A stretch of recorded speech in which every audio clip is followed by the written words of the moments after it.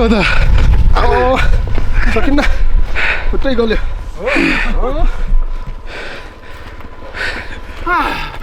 कम थाकेको छैन म अघि त बसी आएको